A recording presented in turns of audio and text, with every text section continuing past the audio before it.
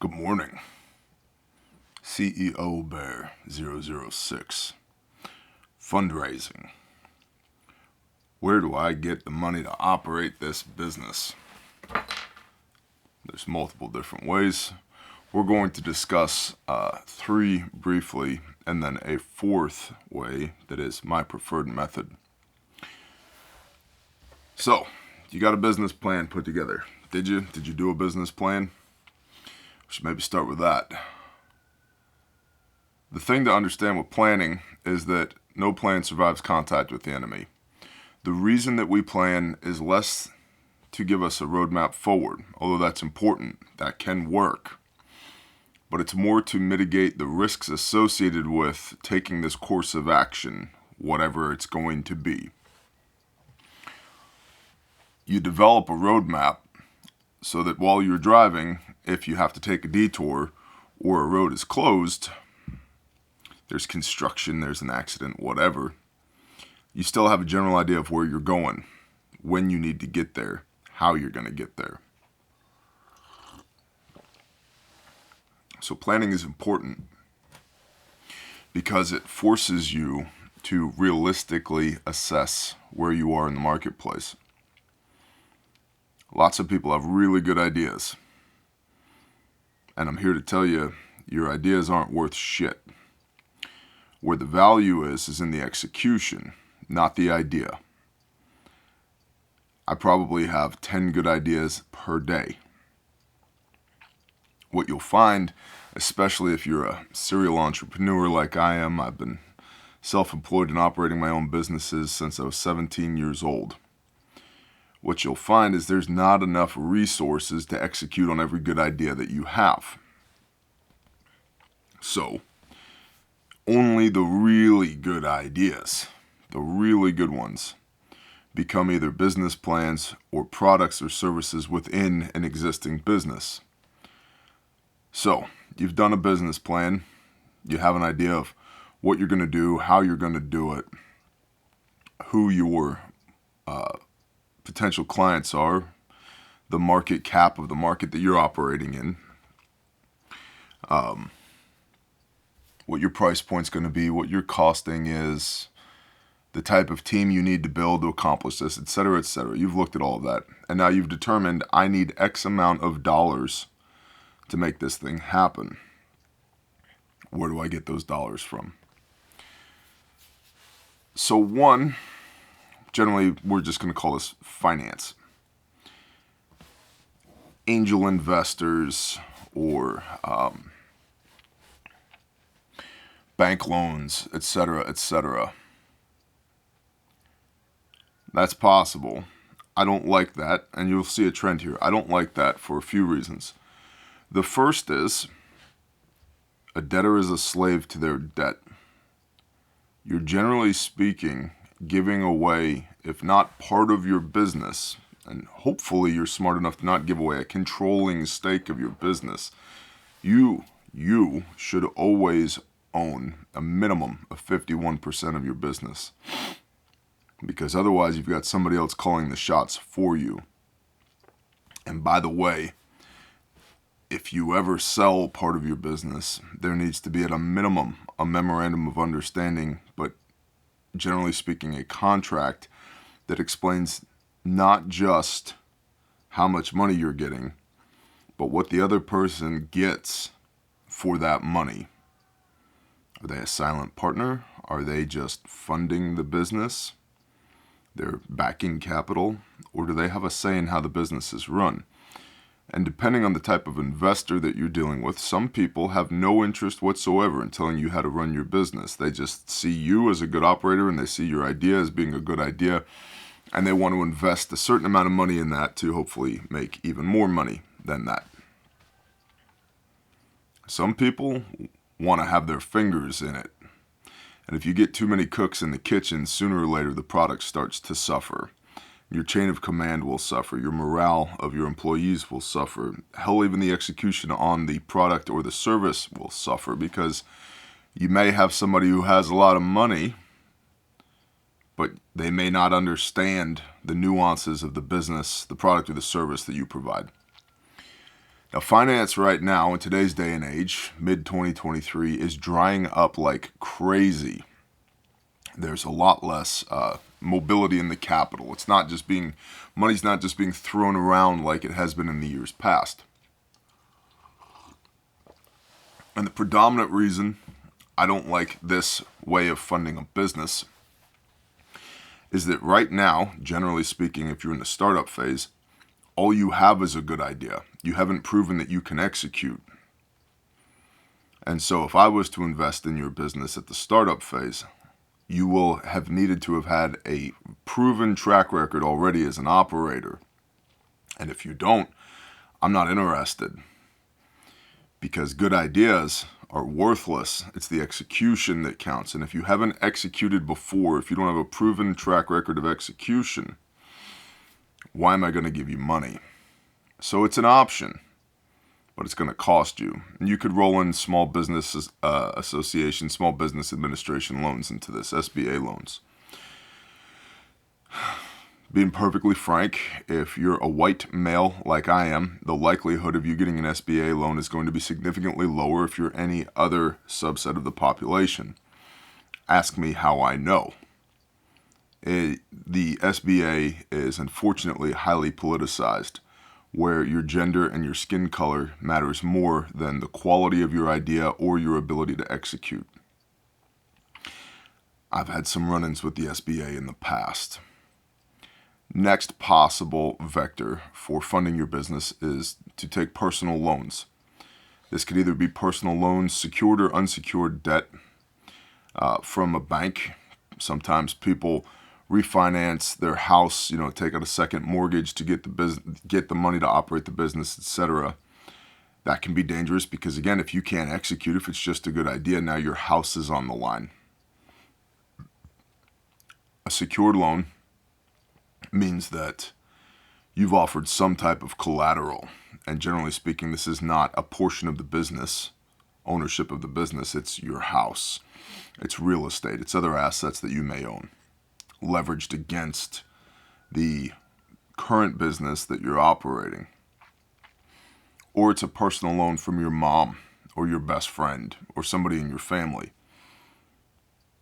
I don't like this because A, especially in the startup phase, you haven't proven that you can execute. And B, now if you fail, and make no mistake, businesses do fail.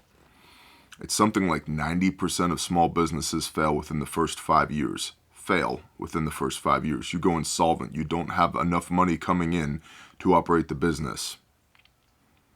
And again, in the economic climate that we find ourselves in, the likelihood of people who cannot execute being able to stay in business for any length of time is going to be low. So if you fail, that's money you took out of your mom's bank account or her retirement or your dad's bank account or your best friend's bank account that they're not going to get back. And so if somebody is going to invest in your business on a personal level, nobody, including you, needs to be wagering money that they can't afford to lose. If you have a rich uncle who can throw $50,000 at this opportunity and it will not hurt them one bit to lose it, that's different than mom's going to cash in her 401k and take that money that should be going to her retirement and instead funnel it into your business. Believe me, you will wear the weight of that. I don't like that. Again, you're in debt. Now, instead of being in debt to the bank, you're in debt to somebody that you love, or at least care deeply for. And that can be very dangerous, and there's a lot of pressure to perform there. Make no mistake, there's always pressure to perform. Always in business. And that's, in today's day and age, entrepreneurship has become very sexy. And to a greater or lesser extent in the last decade or so, when there was a high velocity of money, when there's capital being thrown around left and right, and every or most good ideas were funded just to see what would stick, it was easier to operate a business Well, let me tell you, social media marketing is not what it was. Influencer marketing is not what it was. The cost of things like SEO, search engine optimization, and paid ads on meta platforms, Instagram and Facebook, and the organic traction of LinkedIn and what a lot of these, internet entrepreneurs talk about. And some of them are very talented internet entrepreneurs. But a lot of the things that they talk about, it's not as easy as it was. And it never was just plain easy in the first place. There's a lot of stress involved, and your ability to problem solve needs to be incredibly high. What I do every day, operating 5 businesses and 2 ministries, is I solve problems. That's what I do at an executive level, is I solve everybody else's problems. I'm the ultimate authority. I have to make all the difficult calls. Because the easy calls and the moderate calls are made before they ever get to me. By the time they get to me, something's on fire or this is a dire situation. And I do that every day, all day. That's my job. And if the pressure that brings is something that you're not going to be able to withstand, you might be better off being an intrapreneur, working inside of somebody else's business, rather than an entrepreneur, working on your own businesses. It's a massive amount of stress. And when you introduce the economic well-being of people you love into that scenario, it just compounds the amount of stress that you have to deal with. Now, another way for fundraising is shares. You can sell shares of your business. And there are multiple different online platforms that you can use to do that, one of which is Start Engine, which is not a recommendation. I'm just making you aware of the fact that it exists, where you issue shares for your business. Say you choose to offer 1 million shares at $1.5 per share. And that 1 million shares represents a total 40% of the value of the business. So in theory, if you sell all of those 1 million shares at $1.5 per share, you've raised $1.5 million in exchange for 40% controlling stake of your business. I'm sorry, 40% stake of your business. You own the other 60%, the controlling stake of your business. Now, you have $1.5 million to operate with.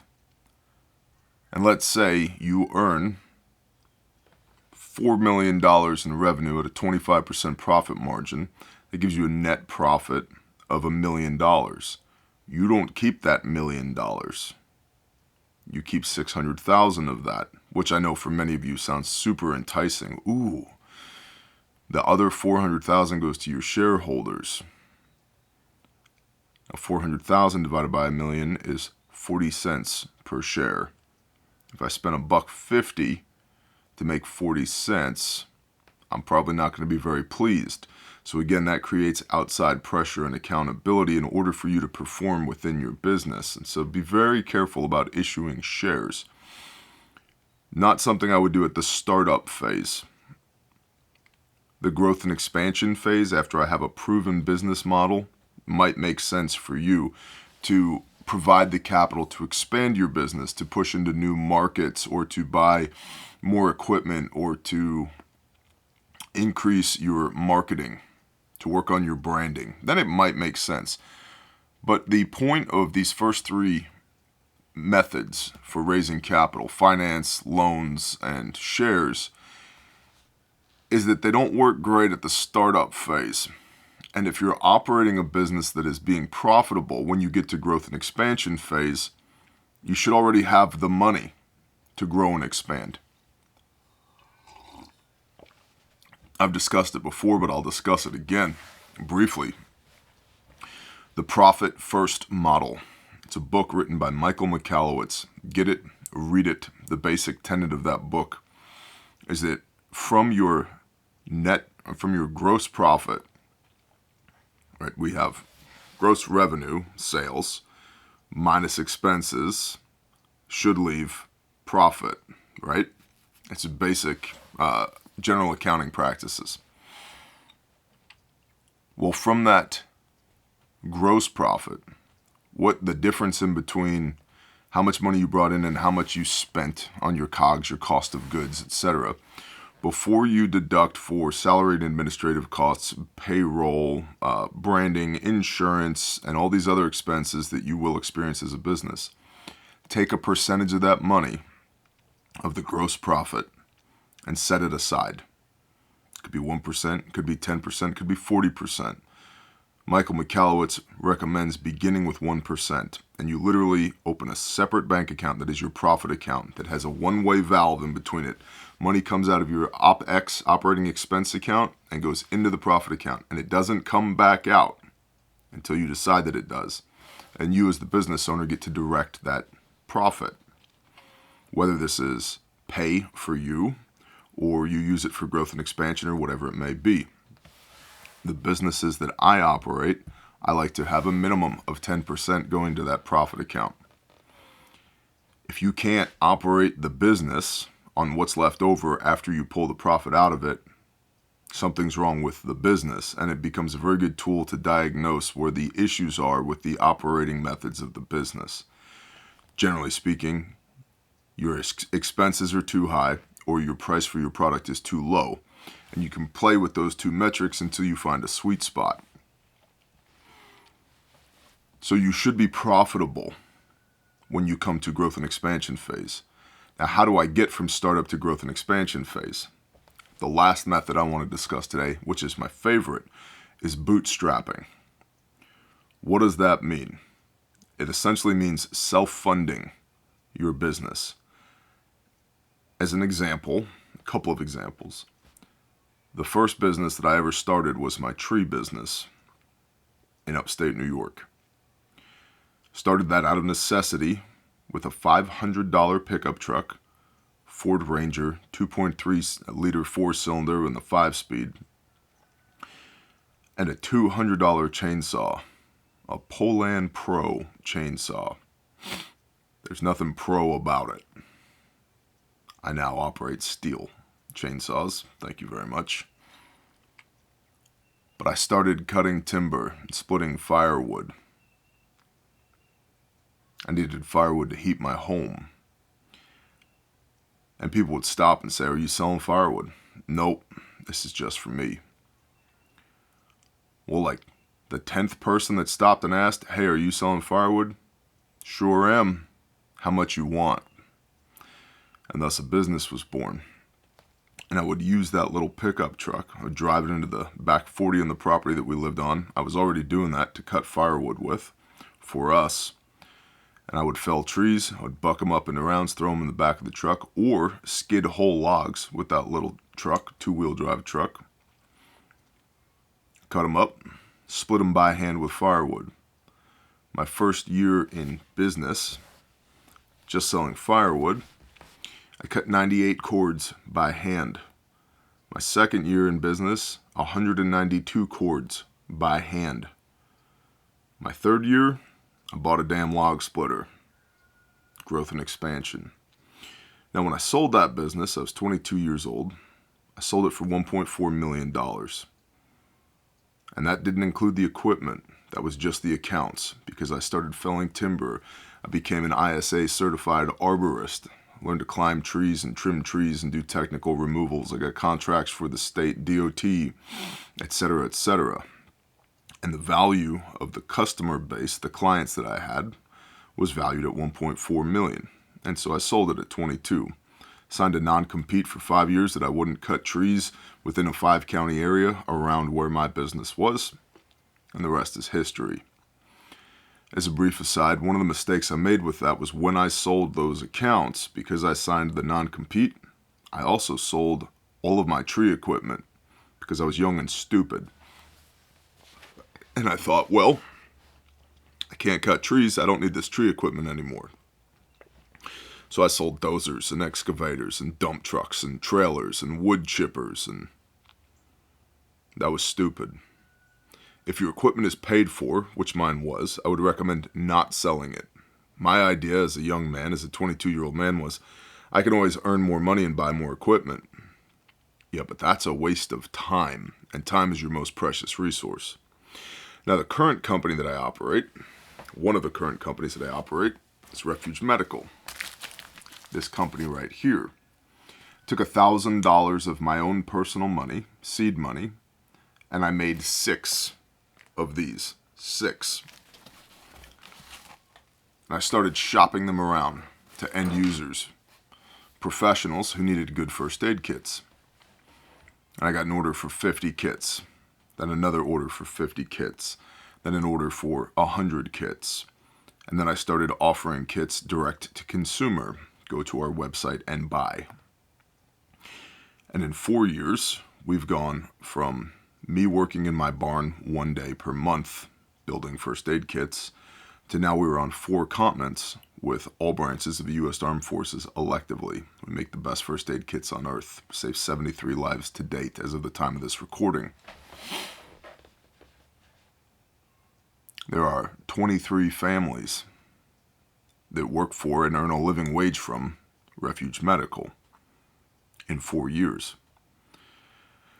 Have over $500,000 in inventory, another $500,000 in real estate, real property that we own,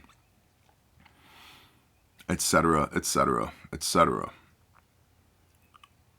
And we don't need to get into how the value is quantified for an online retailer, and it's a bullshit equation.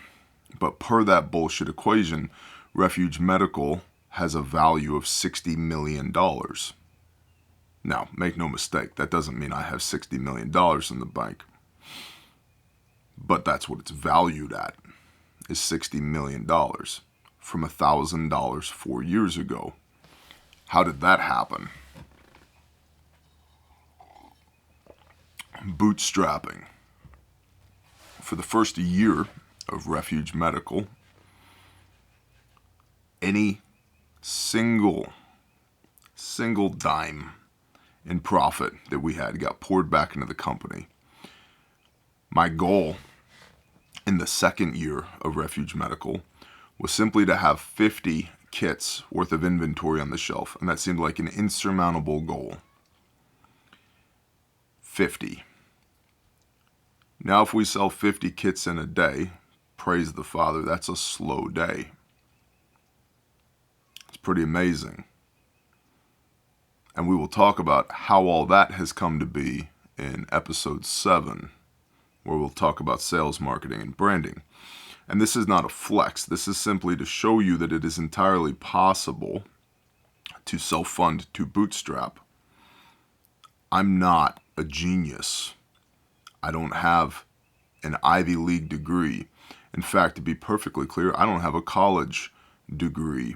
My senior year of high school, I went to school 1 day per week from 7 a.m. till noon and did all of my schoolwork on Monday from 7 a.m. till noon, because Monday afternoon through Saturday I was working, cutting timber, because that's what I had to do to feed my family. There's a lot to be said for work ethic, but there's also a lot to be said while you're working, while you're operating your business, of having a massive amount of self-awareness to learn in the moment as to what works and what doesn't work. The systems within your business, your products and services, but also you. Where are your shortcomings? So that you can fix them or mitigate the risk that those shortcomings represent by building good teams around you or not taking certain courses of action. Now, bootstrapping, the reason I like bootstrapping, especially in the startup phase, is because if you're operating the business appropriately, you have the revenue to pour back into the business. In other words, you have a viable product or service. So these other forms of financing, of fundraising rather, finance, personal loans, shares, etc., are now potentially more viable options for you later on down the road when you come to growth and expansion phase. But even then, I don't like giving away control of my business. And so Refuge Medical has 0 debt. We own all of our inventory, we own our land, we own our buildings, we have money in the bank. Another thing here is having money in the bank. If you have a bad month of sales, you can still pay your people. You can still pay your bills. And so operating a profitable business is really important. Owning your own inventory is really important because it gives you room to maneuver. I don't have to worry about missing 3 payments from the bank and they take my building. I don't have to worry about being on terms 15, net 15, 30, 45, net 90 with my vendors. That if I don't pay them, I don't get any more product and now I'm going to go out of business. Now, when I order a pallet of tourniquets, we pay for it that day with an ACH, a bank wire. It's taken 4 years to get to this point. And for some of y'all, that seems like an eternity. I want it right now. Well, that's a bad mindset to have with business. And for some of y'all, you're wise enough to realize 4 years is a very short period of time operating a business to go from $1,000 of seed capital to a $60 million valuation. Again, I don't have $60 million because it's a bullshit equation that's used to determine the value of an online retailer. But when it comes to real assets, we own the building, we own the land, we own the inventory, and we have a massive amount of strategic relationships and partnerships. And all that was accomplished with bootstrapping, taking the money out of the business and reinvesting it in the business. I also, with Refuge, did not pull a salary from Refuge until year 4. I had other ways to earn while I built Refuge. And to be perfectly clear, the only reason I pull a salary from Refuge Medical is because of the size of the business now on the recommendation from my CPA, Certified Public Accountant. In order to avoid an audit by the IRS, I have to get paid by the company. So, and I take the minimum that I can take to avoid an audit by the IRS because I'm no fan of Caesar. So, of the 4 methods for fundraising discussed, finance, personal loans, issuing shares of the business, and bootstrapping, I much prefer bootstrapping because nobody owns my business but me. And I have proven that I know how to execute, and I'm playing with my money, not somebody else's. And the products and services have been proven to be viable. It's a real business. It's not just a good idea.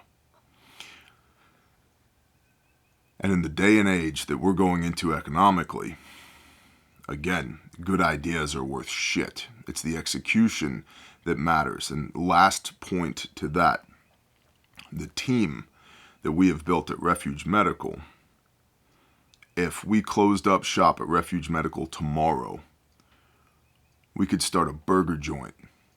Give me 90 days, we'll have the best burgers on planet Earth. Or a land development company, or chiropractic business, whatever.